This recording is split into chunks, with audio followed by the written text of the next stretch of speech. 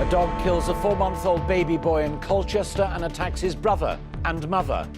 The 22-month-old brother is seriously ill in hospital. Essex police say the dog has been destroyed. Also this lunchtime, a second inquest is granted into the Deepcut death of Private Sean Benton. His 5-bullet death was originally judged a suicide.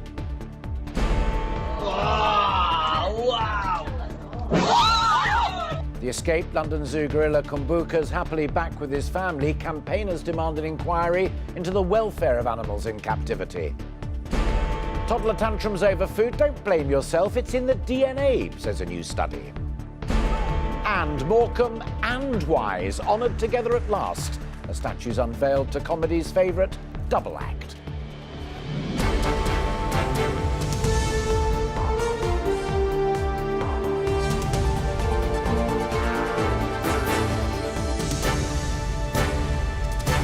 This is the ITV Lunchtime News with Alistair Stewart.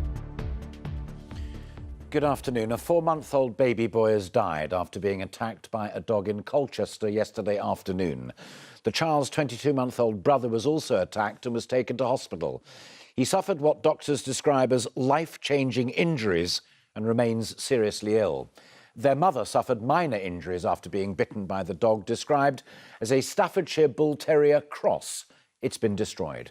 Richard Paley reports from Colchester. A sign in the back window of the family car, a haunting reminder of what happened here. A 4-month-old baby killed, his 22-month-old brother left with life-changing injuries after a dog attack inside this house. Children's toys and flowers have been left in the driveway, with a neighbour telling me the police had to smash their way in yesterday afternoon. The police had to smash the front door in, although they tried to get in touch with a little child upstairs to open the door, which I presume it must have been the 22-month-old child, and he couldn't, and of course his mother was in the bath or in bathroom, so what they had to do, smash the door open. Chief Inspector Elliot Judge said this is a tragic incident that Essex Police is investigating. Specially trained officers are providing support to the family at this difficult time. Forensic officers have been at the property since the incident. The dog was removed soon after, restrained by a pole, with witnesses saying it was calm by that time. The animal has since been put down, with the owner's consent. The police have not confirmed as yet what breed it was. The children's mother suffered minor injuries in the attack. It is believed the family moved to the house only recently. No arrests have been made. Well, the dog is being described as a Staffordshire Bull Terrier type, quite probably a cross, and neighbours have told me that it seemed more muscular than a normal straight Staffy. Now, in April 2016, of course, in England and Wales, it became law for all dogs to be microchipped, but police cannot tell me as yet whether or not this has been done in this case. The mother has been released from hospital, but she is still there this lunchtime at the bedside of her surviving 1-year-old who has been transferred to a specialist unit. Richard, thank you. The family of a soldier who died at the Deepcut barracks 21 years ago has been granted a new inquest. 20-year-old Private Sean Benton was found with 5 bullet wounds in his chest at the training base in Surrey. The original inquest recorded a verdict of suicide. His family believe that he was subjected to bullying. Rebecca Barry joins me live in the studio. How long have the family waited for this judgment on the second inquest? Well, Private Sean Benton died at Deepcut Army Barracks when he was 20 years old. It's taken the family 21 years to secure today's result. And this morning, a High Court judge ruled that there could be a second inquest into his death. Back in 1995, when he was undergoing training at Deepcut, he was found with 5 bullet wounds to his chest. The family believe that he was subjected to bullying, and they say that the original inquest, which lasted just 2 hours and recorded a verdict of suicide, has left them tormented by many unanswered questions. And they are by no means the only family affected by events at Deepcut. No, he was the first of 4 young soldiers to die at Deepcut over a 7-year period. And just this summer, a second inquest into the death of 18-year-old Cheryl James concluded that she had shot herself but that the barracks had failed in its duty of care. Now, a date hasn't been set for the new inquest into Private Benton's death, but the family say if it had been properly investigated back in 1995, they would have been spared years of uncertainty and pain. Rebecca, thank you. London Zoo is urgently investigating how Kumbuka, the gorilla, escaped from his enclosure yesterday, terrifying dozens of visitors. Armed police were called in to help after the 29-stone ape escaped and ended up in a secure warder's enclosure. He was tranquilised and returned to captivity. Meanwhile, welfare groups have called for another investigation. How and why we keep these creatures in captivity in the first place. Chris Cunningham has more.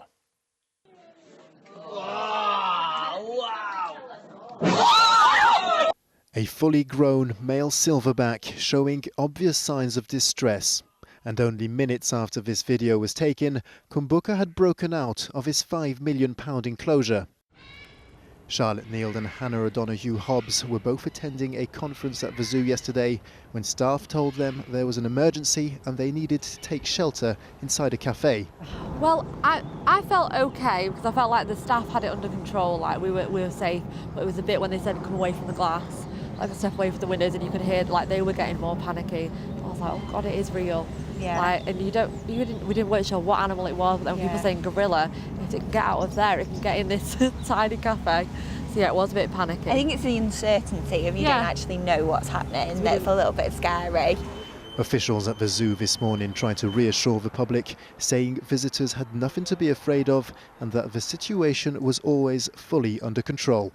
The male gorilla was actually in a secure keeper area, so at no time were the visitors in any danger. It was the end of the day and there were only about 100 or so visitors still in the zoo. Well, the gorilla was eventually tranquilised and returned to his enclosure. However, this morning certain wildlife groups are saying that this situation reflects the danger of keeping wild animals in captivity, and it all could have finished very differently. The zoo is now investigating Kumbuka's escape, and questions are being asked about visitor safety and the well-being of the zoo's inhabitants. Chris Cunningham, ITV News. More allegations have emerged claiming sexually inappropriate behaviour by Donald Trump, the Republican Party's candidate for President of the United States. A businesswoman has described how Mr. Trump paraded women in front of his table at a restaurant in the 1990s and looked up their skirts. President Obama has criticised senior Republicans for only now dropping their support for their nominee. Paul Davis with the latest. Breaking news tonight, Donald Trump's furious tirade as a number of women accuse him of sexual assault. Still the allegations come, and still Donald Trump tries to write it all off as a conspiracy. These claims are all fabricated. They're pure fiction and they're outright lies. These events never, ever happened. The latest allegation from Lisa Boyne on the left here talks of Trump lining up models to look up their skirts. It comes at the end of a week when the American electorate has become accustomed to claims like this. So when he started putting his hand up my skirt, and that was it. It was a clearly angry First Lady who said she did not accept Trump's denials. And I have to tell you that I can't stop thinking about this. It has shaken me to my core in a way that I couldn't have predicted. To dismiss this as everyday locker room talk is an insult to decent men everywhere. Her husband was turning his sights on the Republican leaders who are only now trying to distance themselves from their candidate. You can't wait until that finally happens and then say, oh, that's too much, that's enough, and think that somehow you are showing any kind of leadership and deserve to be elected to the United States Senate. As his campaign appears increasingly mired, Trump is telling his still loyal followers his accusers, the political establishment and the media are all conspiring to stop him. Paul Davis, ITV News. Here, the First Minister, Nicola Sturgeon's insisted Scotland is in a strong financial position to become independent and stay in the EU.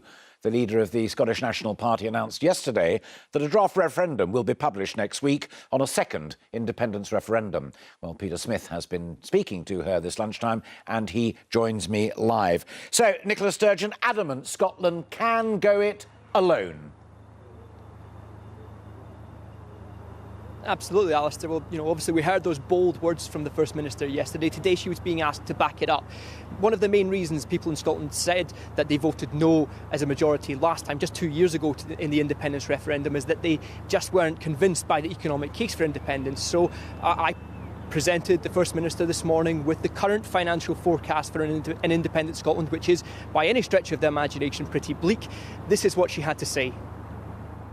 Scotland has a deficit of £14.8 billion, which is 9.5% of its GDP, and the limit for countries joining the EU is 3%. Well, look, you wouldn't get in. We are in at the moment. This is about not wanting to be taken out.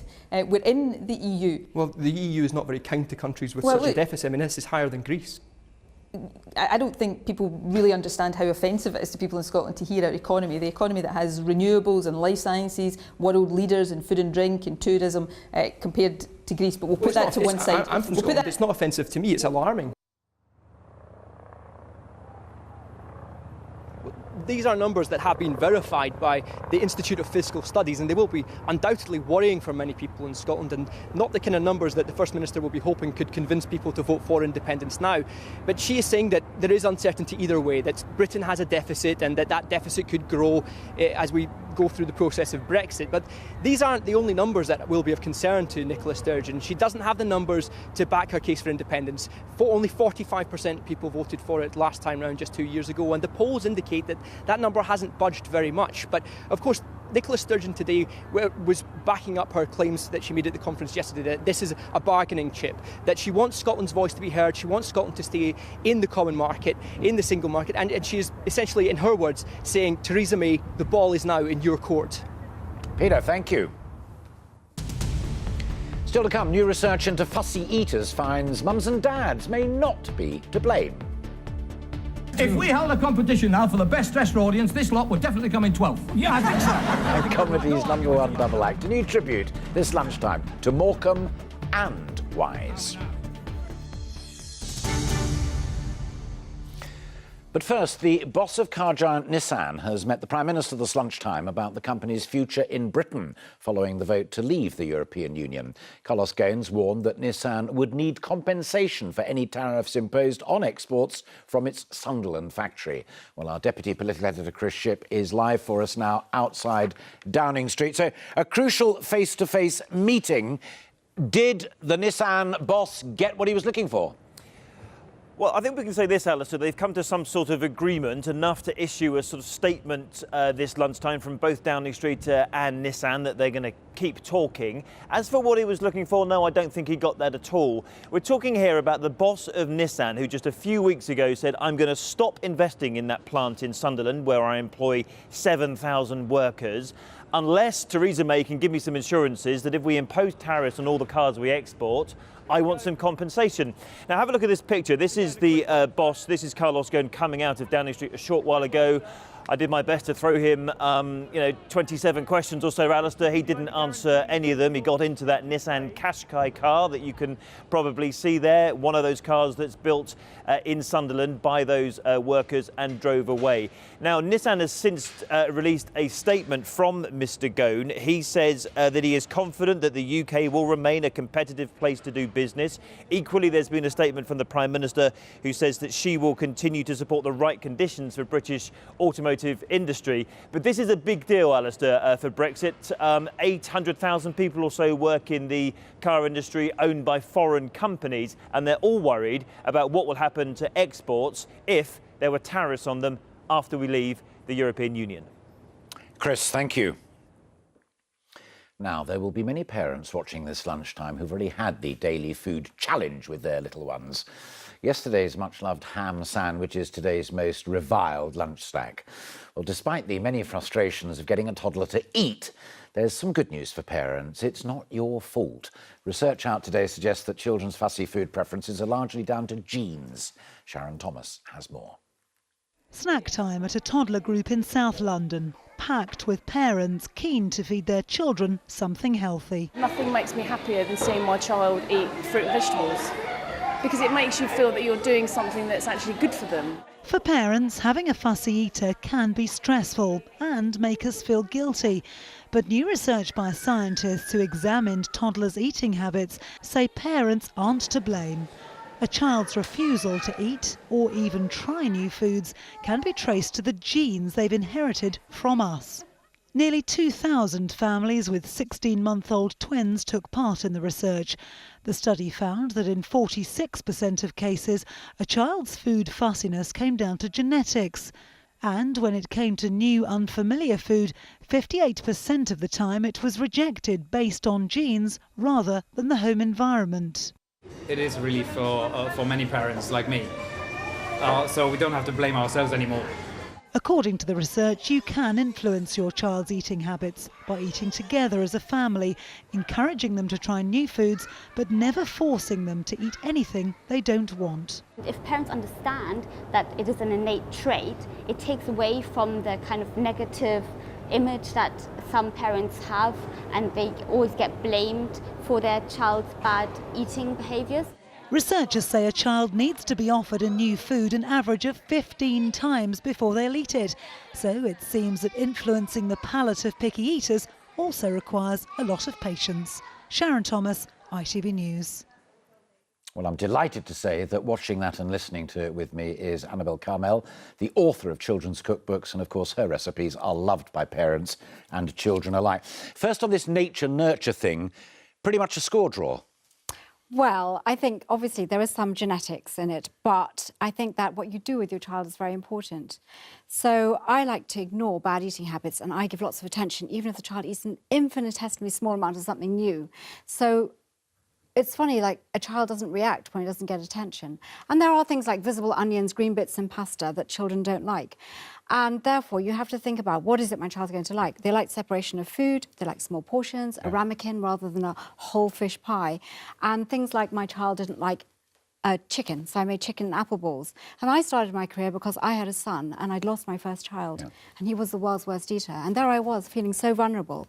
And everybody told me that babies only like bland food. So I thought, let's see if that's true. And I put all these babies around a table. They didn't like bland food. They liked garlic and herbs and all sorts of tasty food, just like Our us. sort of kids. Exactly.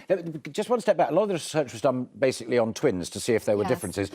We asked some of our viewers via Facebook, and Vanessa Barlow makes an intriguing point. My daughter won't entertain mashed potatoes, etc., but my 6-year-old son will eat anything at all. Yes. So within the same family, totally different Shows patterns. you it's not the mum. And there's an awful lot of guilt put on mums, even right from the start. You know, when you breastfeed, why should everybody be able to breastfeed? Some people need glasses to be able to read, and already you're a bad mum. So I do like the fact that it kind of makes mums feel a bit better about themselves. But they can't just relax and think, well, my child's a bad eater. No, there's a lot you can do about it. Yeah, there's also the old-fashioned, the Mrs. Beaton approach to eating discipline. Emily Barry says, when my son was 2, he wouldn't eat anything apart from crumpets. He then was told he had to eat it or he wouldn't get anything else. He now loves everything. Well, that's it. It's funny that a hungry child is a less fussy child. And the thing is, the parents kind of almost give up the will to live when they feed this fussy child. And they give them 3 or 4 things that they like and nothing else. And that just makes them even more extremely fussy. So it's very, very important to continue to give new foods all the time. All right. As a final thought, and we talked about this briefly before the conversation started, at the back of this report, there are some very clever pointers. You've mentioned some of them already. But calm persistence is probably the most important. Keeping calm, not showing your frustration, because they use food sometimes as control over you. And also perhaps not to buy lots of treats and have them in the cupboard, because they always know they're there. And not to take everything out the cupboard when they don't eat something and just say, you know what, obviously you're not hungry, so go off and play. And the next time they'll think, Mummy didn't go and bring everything out. I think I better eat this time. Sound advice. It's common sense, isn't it? Always great to see you, Annabel. Thank you so much for coming in. Thank you.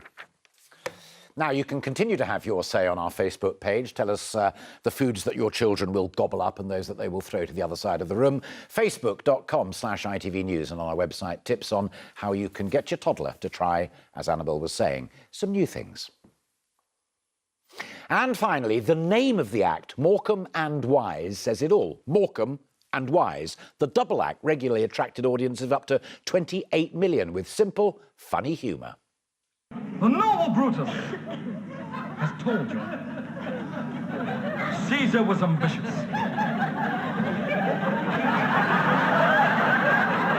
If it were so...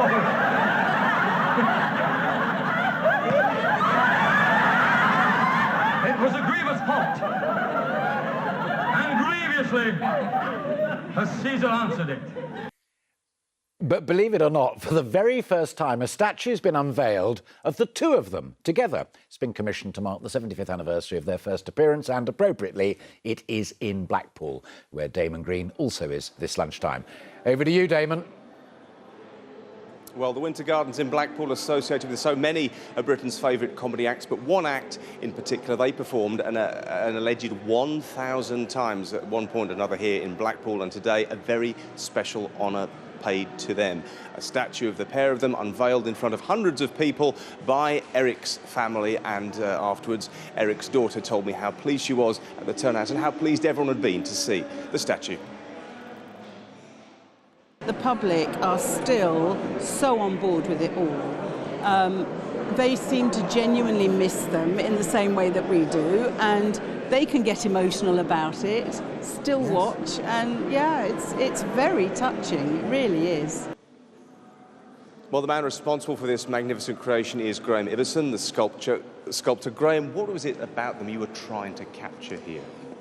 Basically, the kind of friendliness, the camaraderie, the love for each other, but also the inclusion. We were part of the gag, they're part of the gag, and they came into our living room.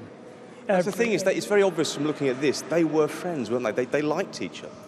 Yeah, they grew up as children. They did all the groundwork in the variety theatres of Great Britain, and ended up on the TV screen every Saturday night. Okay. Well, hundreds of people have come in and looked at the statue this morning. Everyone has left with a smile on their face. Something about Morecambe and Wise, it just makes you smile.